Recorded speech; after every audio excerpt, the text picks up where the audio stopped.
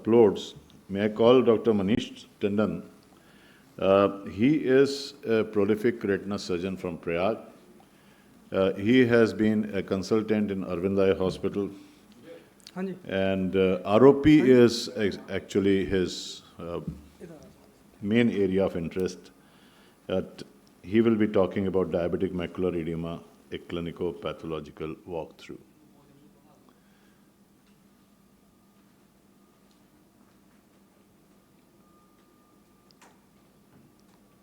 इनका प्रोफेसर मनीष का प्रेजेंटेशन है अपलोडेड लैपटॉप है ठीक है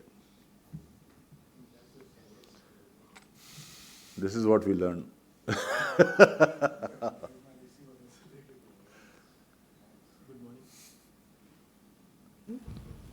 Good morning, respected members. At the outset, thank you to Malay sir for this opportunity.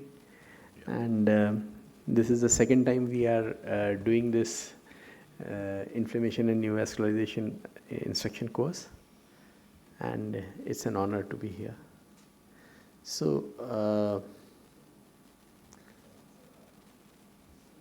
it is not coming on the, okay.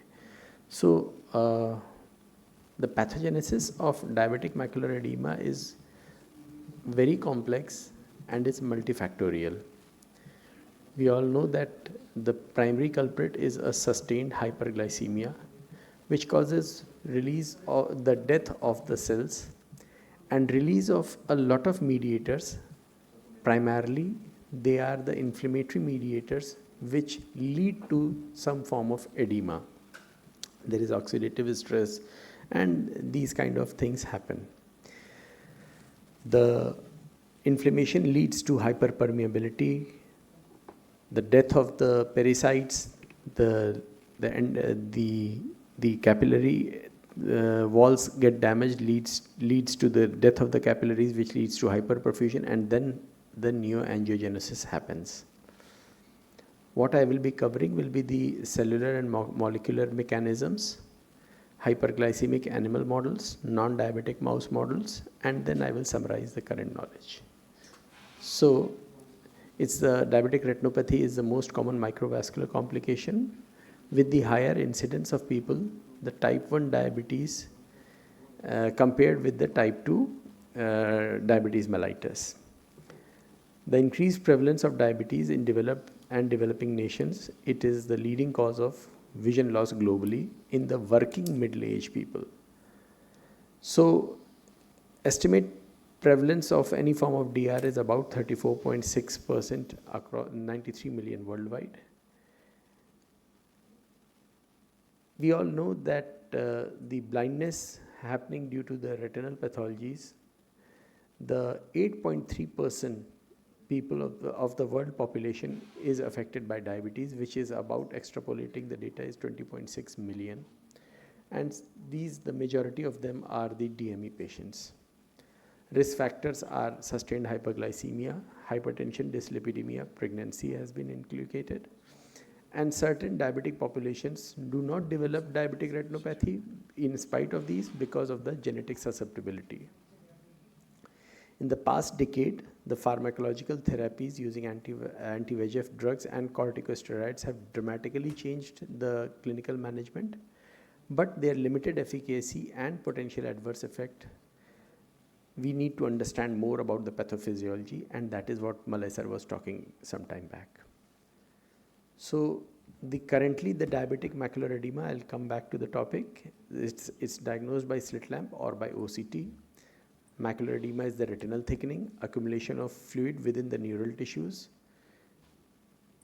Anti-VEGF has become the standard of care for diabetic macular edema.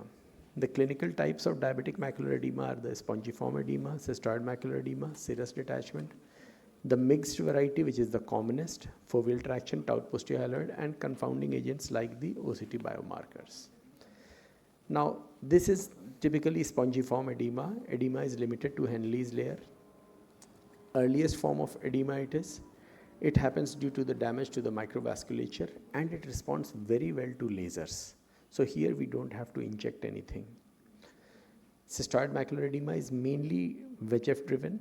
Inflammatory mediators do have a role. The treatment of this is either anti-VEGF or the steroids. This is what, I'm not showing the picture how it responds because all of us have seen those pictures, how it responds. We have patients. The serous retinal detachment is very interesting. There is an underlying cause. When we see a serous detachment, there is an underlying cause like hypertension or of renal failure. These patients have to be investigated well, if especially it is bilateral. It is self-responding when the systemic disease is taken care of, and it responds very well to steroids. So serous retinal detachment instead of anti-VEGF, steroids should be the first line of option. Vitreomacular traction, this is how it looks. May or may not have very significant effect of vision depending on which area is involved. Primary symptom is metamorphopsia rather than vision loss. May resolve on its own. If you do laser, it resolves sometimes it resolves spontaneously, and sometimes surgery is mandated if it is causing tractional detachment. This is a taut posterior hyaloid causing tractional detachment. The pre-op and the post-op, these patients definitely require, if this kind of an OCT you see, you have to treat these patients.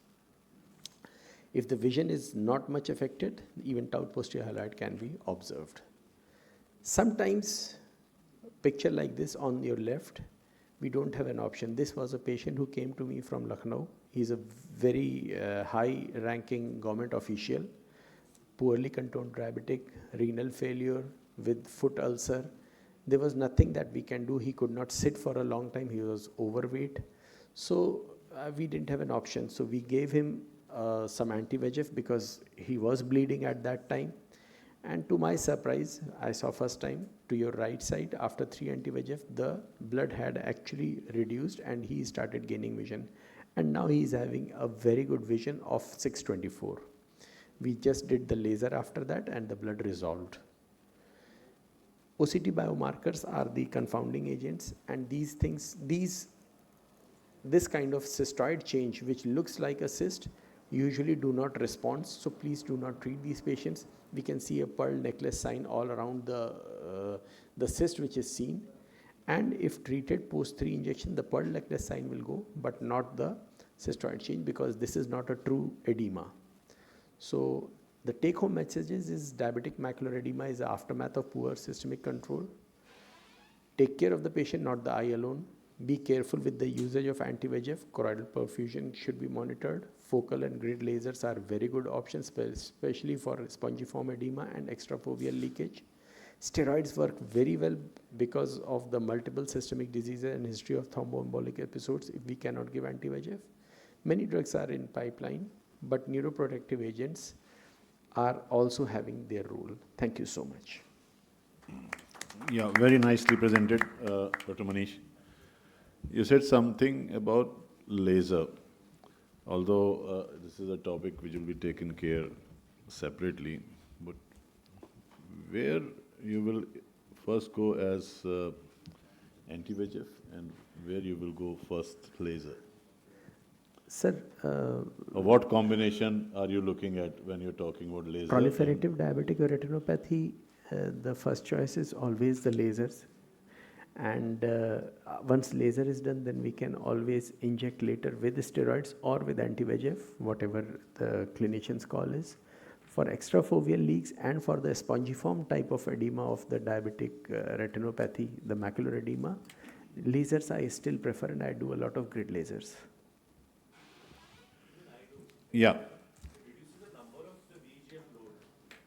So, do we have a floating mic? Although it's not required, but anyway.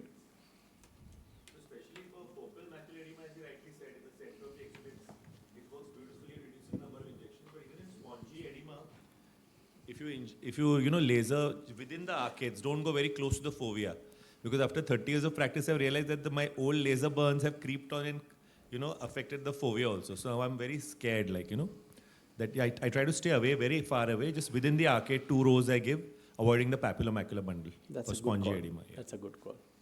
Because you are if you look at the ETDRS reports, the ETDRS recurrence report came up and they said that initially you treat up to 500 microns from the center of the foveal avascular zone and don't go closer. But the recurrence report said that you can come up to 300 microns. But that was before the DRCR.net study came up, which said that when you have, so that is very important for people to understand what is subfoveal edema or what is the central subfield thickness edema. So that is central 1 millimeter. A central 1 millimeter is 500 microns on either side. So the basic fundamental is, I personally feel that you should not go more than 750 microns from the center, because as Ajay said, it can extend to the center. So if I'm 750 microns, maybe it will extend another 50 to 100 microns. So I'll never be closer to 500 microns from the center. So that is for doing the focal laser. Beyond that, you can anyway do it. But I use a lot of steroids, and I use a lot of steroids in the suprachoroidal injections, which makes, and have had dramatic results. We have now had a large series where we have injected in multiple conditions, and it's really giving extremely good results. Imagine a silicone-filled eye with a macular edema. You can't inject in the silicone oil. You inject suprachoroidal and it works beautifully well. There's no way of getting a macular edema off in a silicone-filled eye, because either you give topical, it doesn't reach. You give intravitreal, it doesn't reach. You give suprachoroidal, it causes macular edema to go down. Sandeep sir, your take on this? One other point I would say, You can give one more mic if you have. Yeah, I think nothing much to add to this, and I feel laser is the best anti-VEGF till date, so we have to keep on using it in our scenario, although in the West people are sort of giving it off, but I still feel that laser has an important role, especially in DME cases where, And what where things about, don't stop. sorry, what about the threshold or sub-threshold laser, what we are discussing? As I will show. Yeah. Yeah. Okay, no problem. So it's interesting. Thank you, sir.